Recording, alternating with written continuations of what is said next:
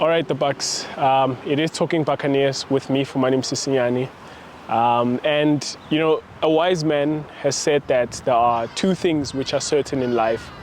It is death and taxes. And what I want to do is maybe slip in a third one there, which is to say that the third one is that you can know for certain that when I'm outside Escotini Skamamizela, Orlando Stadium, then there's either good or bad news. This time it's good news. These gates are going to be open. The last time I was here, I was talking about these gates going to be closed for around a month, 2 months, that kind of thing, meaning that we couldn't come here and be in our festival atmosphere as we love to do. But great opportunity for us, and I thought maybe let me come outside here and record from here. The weather is a bit gloomy outside, but on the inside I can promise you it's sunny inside of me when I think about my mighty Orlando Pirates. I'm excited for, you know, this game. We're going to be playing Supersport United in the MTN8. I think it's the semi-final. First leg of the it's the quarterfinal rather. I think it's the first leg of the quarterfinal. I think there's actually one leg in the quarterfinal. But yeah, we'll be playing Supersport United. We know Supersport United is led by the veteran Gavin, and I mean, you probably don't need me to give you an analysis of what to expect, you know, but I'm going to do it anyway. But I'm going to do it on a very shallow level because obviously it's the start of the season. They might be working on some stuff, you know, in pre-season that we don't know about. And that's the wonder of the first game of the season, by the way, is you really don't know what to expect. You are hoping that the preparation you did in Spain and a bit here in South Africa is going to suffice in terms of preparing your team for that first game, that first competitive game. And what more if, like, you know, the stakes are so high. But we know this is every season. We usually start with the MTN8, but the stakes are high because Wafa Wafa, as MTN would have it, the one that loses is out. And so stakes are really high as the first game of the season. But I'm backing, you know, the boys of Jose Rivero to know what is expected of them. I think it was actually exciting for me to hear Makehleni Makala speak about how they're doing things with a bit more concentration, because part of the frustration, and it's for me, I love it when I hear players talk like that. When you hear them voice out some of the concerns that we have as fans, because it's that whole thing of like the players caring. You want to know that our players care about the cause that we care about. And yeah, so it was very exciting for me to hear Makehleni Makala. I mean, I'm not going to quote him exactly what he said, but he said something along the lines of they themselves have been, you know, really disappointed. I think that's something that would have come from actually all of Orlando Pirates to say, you know, let's look back at our season. Yes, we've won 2 trophies, but could we have done better? And the answer is a resounding yes, they could have. And Makehleni Makala, in his way of articulating that, he says something like what has cost them is the fact that they've had lapses of concentration. And so I'm backing for them to come, you know, with a high level of being alert, concentration in this game. Though I hope that it doesn't spill over to nerves, you know. I hope they control it very well. They come into this game with a, you know, a respecting of the opponents, which, you know, Jose Rivero, by the way, is the humblest man you'll probably ever hear in the media. I expect he's going to be, you know, reiterating that message of, you know, respect, humility, and that kind of thing, and to not be excited, to not be in your head too much. But I hope he's also going to be saying the message to say, we are Orlando Pirates, and he's going to be pointing at that badge in the dressing room. Some of you might know that meme, or that picture rather, of the head coach pointing at the badge. I think it might have been Josef Zinbauer, in fact, not Jose Rivero, or maybe even Jose Rivero. I think it's a bit vague in my mind now, but I hope that he's going to be, you know, reiterating that message to say that we are Orlando Pirates. We should be challenging on all fronts. And I think part of the reason why this MTN8 quarterfinal opening game is so important is that, you know, you start the season by crashing out of a big competition that you won. Might, you know, like doubt might seep into if not the players, the fan base, and by extension the fans, because you know it's that domino effect. The fans are sort of discontent and that sort of thing. It then requires a lot of work for the club to keep the guys from hearing this stuff. And sadly for them is that, you know, social media, the things that we say here, they can't control it. These guys will see them one way or another. Well, I hope they see Talking Buccaneers, but maybe they're seeing all the other top guys. But hopefully one day, if you subscribe, and thank you if you already have, but if more people subscribe, then they'll be seeing this stuff in their faces a bit more. Hopefully maybe I can get an interview with the head coach, who knows. But I'm getting a bit of ahead of myself. I do want to talk about the game. So what to expect? I think what we will expect, maybe starting on their side, Supersport United's side, is, I mean, Supersport United are sometimes known to play 4-4-2 under Gavin Hunt. I don't think they're going to be playing 4-4-2, or maybe they will, but their 4-4-2 will maybe be closer to a 4-5-1 than it is to a 4-4-2. I think it's going to be a 4-4-1-1.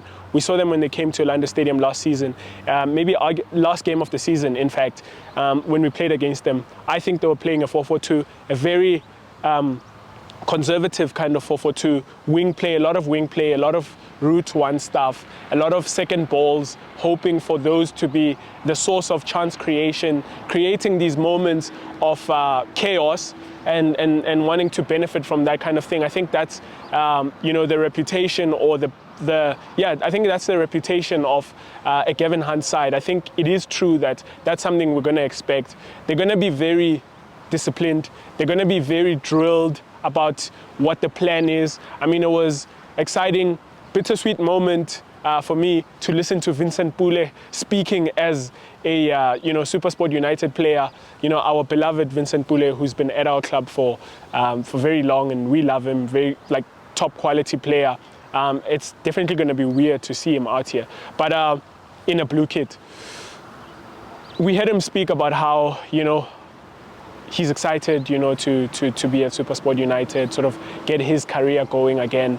But what's going to be important for him is to always have the plan in mind, to always stick to the plan, be in the plan. That's the only way Supersport United, and he has a chance to play at Supersport United. And I think that's something you can expect.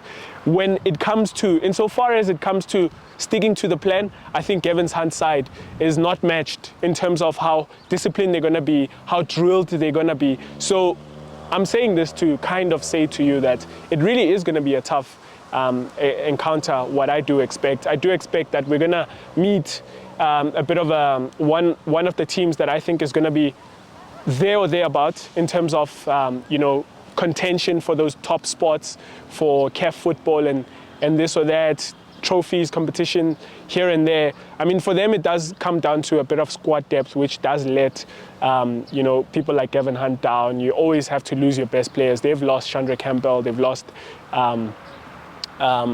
who's this guy at right back who just went to Supersport United, Kian Johannes, and this player or that player. So that's their thing. They keep having to sell their best players, that kind of thing.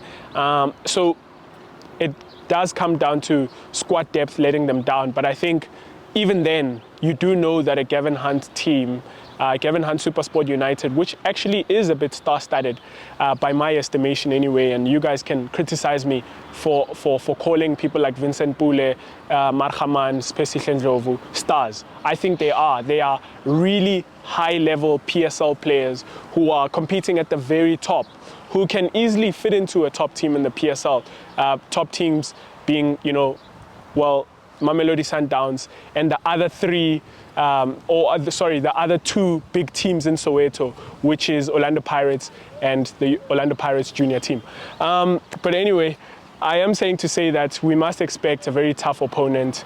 Yeah, how do I think they'll line up? I'm getting a bit, you know, losing my chain of thought. I think they're going to be playing in a 4-4-2, which is going to be more of like a 4-4-1-1. You know, we might see Pasera at left back, the aging Pasera. I think he's still got some utility for them, for Supersport United at left back. But if not, I do expect Lakay to play at left back. But rather, in fact, when I think about it, I think Lakay might actually play on the left wing rather than at left back. But I mean, I am expecting a Pasera at left back, maybe you know, Lakay at left wing. And then on the right, they've obviously got, who's this guy? Kampani Lungu, and then at right back, we saw that they just recently recruited Nico Mobi, centre back.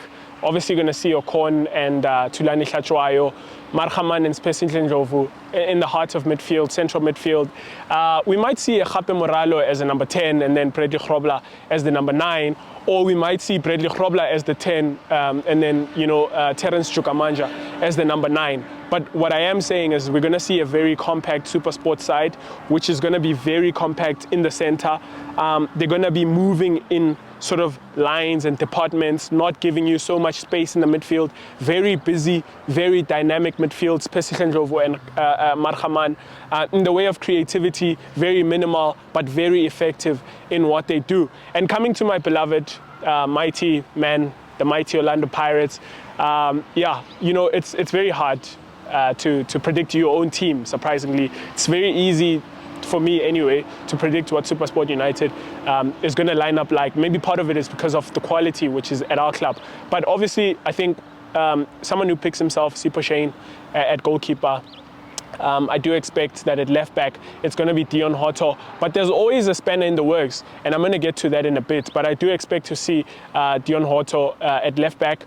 I do think Libito is just above everyone else at right back. Well, we know that Shandu is out injured, so I think Libito is going to play ahead of Munyani. Then a centre-back pairing of, I think we're going to see Nda and Sesani at centre-back. I don't think he's going to go with Sibisi. I think he's going to go with that centre-back pairing that ended last season, and coming into this season, I think he's going to start with them again. I think we might see Nda and Sesani. And then in midfield, one of the other exciting names that picks himself even for this season is Talent Mbata, and I think this is a big season for him. I think he's going to start in midfield alongside Miguel Tim. I think he's going to play with Tim. I think we're not going to see Makaula in this one. We're going to see Tim.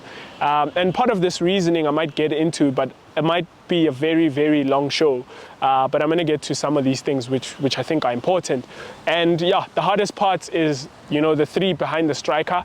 Well, someone who picks himself for me, I think, is Lebogile Mofokeng and Patrick Maswanganyi.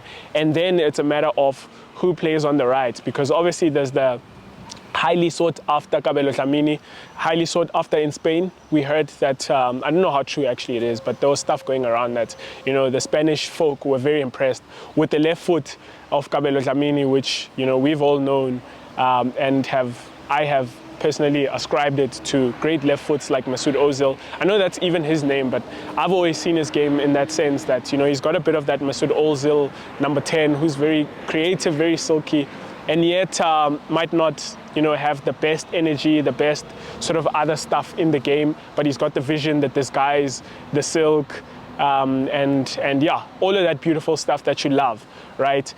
It's hard to know and think about who he's going to go with. I think it's still a bit of a roll of a die.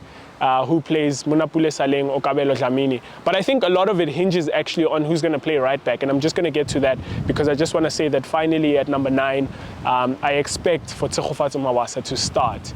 I think in the biggest of games, we might still see Makgopa, and I did a video, if you haven't seen it, the video before this one, I talked about strikers at Orlando Pirates.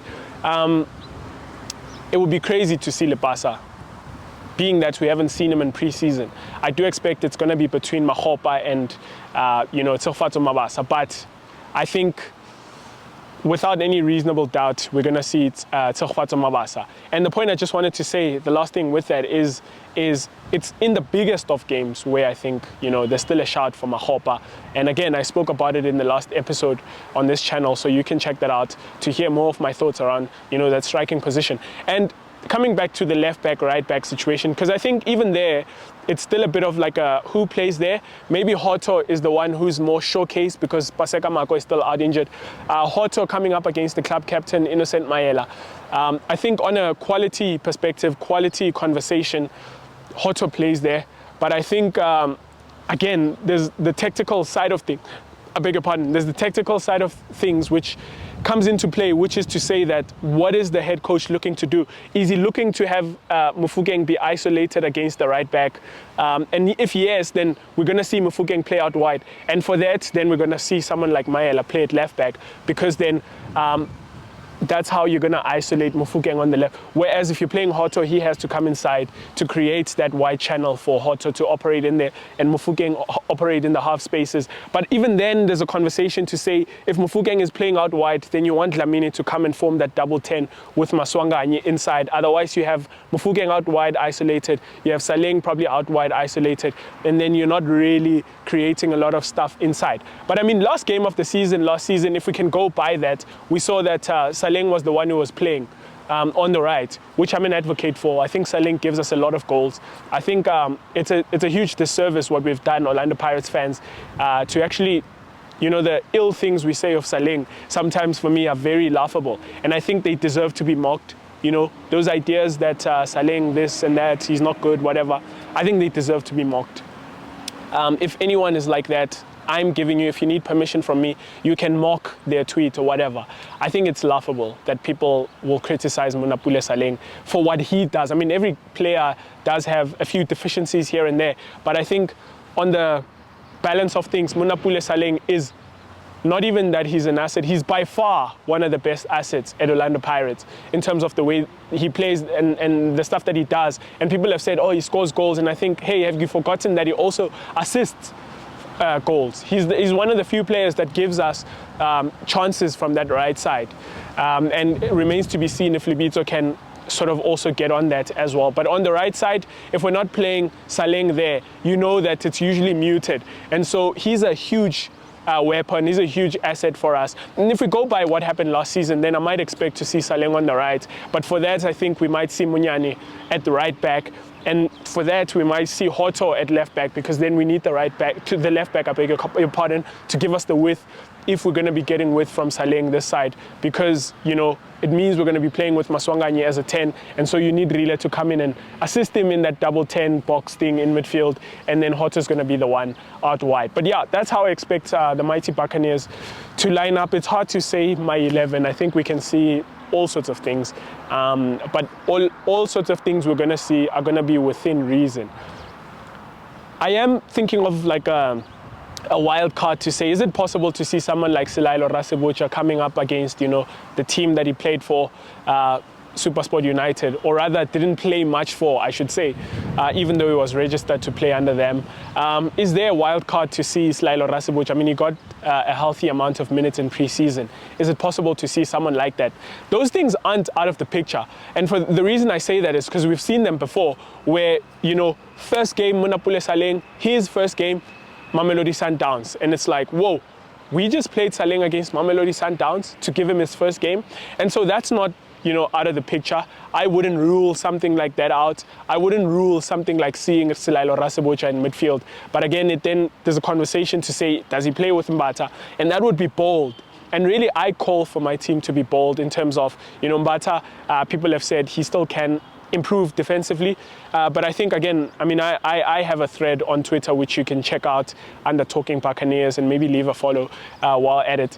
And I said, part of the beauty of playing the double 6 in midfield is that you alleviate that need for a single destroying, ball-winning kind of midfielder who specializes in that, because that responsibility of protecting the defense is shared amongst these two people, right? And so you've got the luxury to be able to play people who are more of like playmakers and aren't specialists of destroying in that midfield. And for that reason, I have obviously made shouts for certain players that you might end up thinking, maybe I'm his agent. I'm not going to call who I want Orlando Pirates to sign. But in similar thinking, I think then it would make sense to even play like Silailo Rasebocha alongside Talent Mbata, even though none of them is what you would call a conventional defensive midfielder. I think the fact that they're playing together is already cover enough for the back four, that you don't really need to go and get, a play like we need someone who's going to be destroying in that midfield, that kind of thing. But that's just my view. But I'm calling for that boldness to see if the head coach can go for that. Is he cooking Silailo Rasebocha? It remains to be seen. We saw him play a lot in pre-season, and we want to see what he's about come competitive football on Saturday for the first time. Anyway, let me leave it here. I can go on forever. It is a bit cold in Joburg, but I know it's going to be warm inside Escotini Skamaminza. Up the mighty Bucks. Cheers. Well, I hope you enjoyed that video from Talking Buccaneers. If you did, please hit that subscribe button so you can stay up to date with all our future content.